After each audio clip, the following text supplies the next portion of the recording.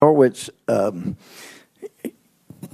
there has been a massive amount of bias documented by you in your investigation. You've concluded with recommendations that appear to just be more policies of the same policies with the FBI, the DOJ already had. You understood it was already against FBI, DOJ policy to let bias come into play in these investigations, correct? Absolutely. Well, you made references in your report, even quoted from unnamed but numbered prosecutors and agents. Have you given us the names of those individuals? So we have a request for them, and we are... So you haven't given us the names, and now you can't decide whether you're going to give them to us? No, well, let me be clear. We engaged the committee on this. We went to the FBI. The FBI raised the concern. The answer is no, you haven't given them to us. So let me just tell you, we're here because prosecutors and agents at the DOJ have been biased, and it may have, and some of us believe you've laid out a case that bias did affect what was going on. And then you come in here and say, we're going to number these people. We're not going to let you know who they are. But let me ask you this. Have you checked to see what normally wouldn't matter, how they voted in a presidential election, except when you're investigating a nominee or a president?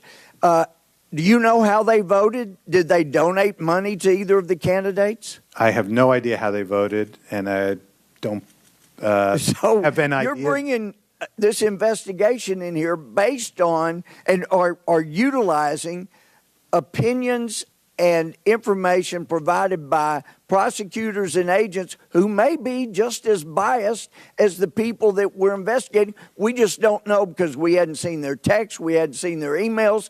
Normally, if putting back on my felony judge hat, if a jury is going to make a decision on guilt or innocence of a felony of say, a presidential nominee, I'm going to let them ask the jury panel, did you vote for this person? Did you give money to this person? Did you have a bumper sticker for this person? Did you put a sign in their yard? Did you talk this person up? And yet you're coming in here, you don't know if these people you were relying on actually had any biases like the very ones you were investigating. Well, let me ask you this.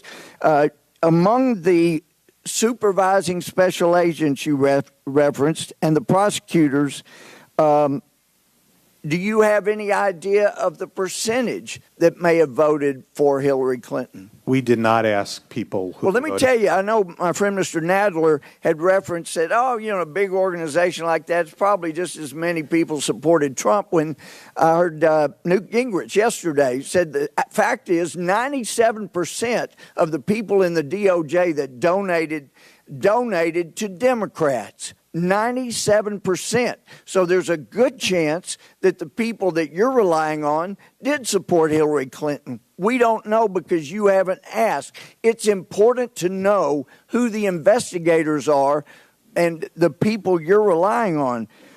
You mentioned in here in the report about Strzok and the relationship that he mentions with Judge Contreras. Do you know why Judge Contreras was removed from the Mike Flynn case? I don't know why he was recused. Or is that something you would investigate? It's not within the scope of this investigation, is it?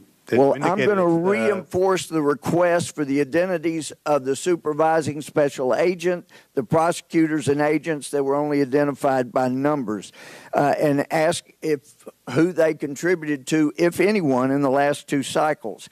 Now, in your report, you said the SSA told us that the FBI did not consider Pagliano as a subject or someone to prosecute in connection. But this guy set up the unsecured server, as I understood it. This is a guy that you had a lay-down case, or the DOJ did, and yet they don't use that leverage. They don't treat him like they did Manafort or any of these other people. The DOJ had leverage, and this is where bias came into play. They didn't go after him. You said the SSA told us he believed Gambetta should have been charged with false statements. yet nobody charged him. And why? Because bias played a role. I understand when you have an investigation, you like to give a little something to both sides, makes you feel good. You gave us hundreds of pages of bias, but the conclusion was just, I'm sorry, whether it was subconscious or conscious, you had a little throwaway to go to the Democrats. But the fact is, bias is all the way through this, and I'm sorry that you were not able to see that with what is very obvious from your evidence. I yield back. Gentleman's time has expired. The gentleman from New York, Mr. Jeffries, is recognized. Would you like to respond, Mr. Horowitz? Can I just finish on the identity issue, just so the record's clear on that? We were asked to two things. When we write a report, we obviously comply with the Privacy Act and the other laws Congress has in place on who we can speak to and who we can't. That's the first step we do here. Much like what we lay out here with the criticisms of folks who didn't follow the rules and the norms and law, we followed that. We then got the committee's request, consistent with our support for transparency. We would be supportive of getting the committee that information. The FBI interposed an objection because these individuals work on and have worked on counterintelligence matters, that there might be a security or safety issue.